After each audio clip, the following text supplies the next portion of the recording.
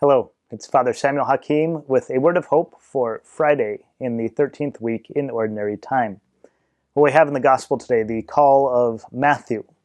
We hear he's sitting at the customs post, he's a tax collector, kind of a deplorable in Jewish society, working for the Roman people, collecting taxes, skimming a little off the top for himself. Jesus walks in, "Follow me," and so he does.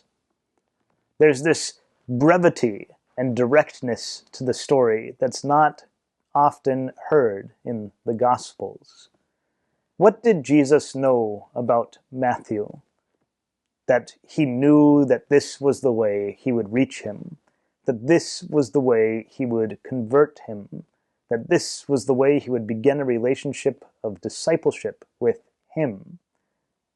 What was it about Matthew that required such directness? Jesus, of course, being God, knew exactly who he was calling and exactly how he was calling him.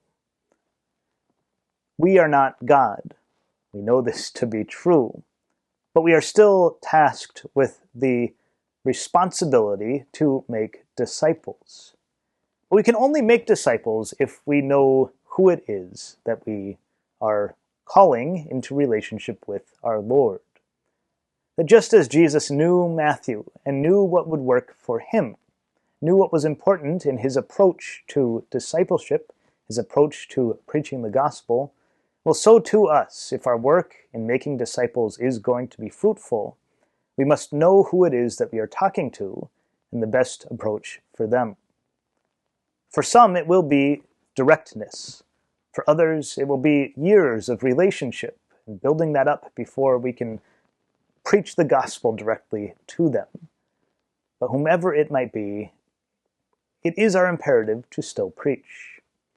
And so we have received the goodness of Jesus Christ. We live it in our own lives. We too must share that with one another. So who is God calling you to preach to today?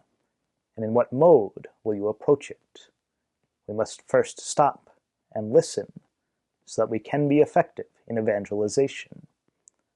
God bless you today and always.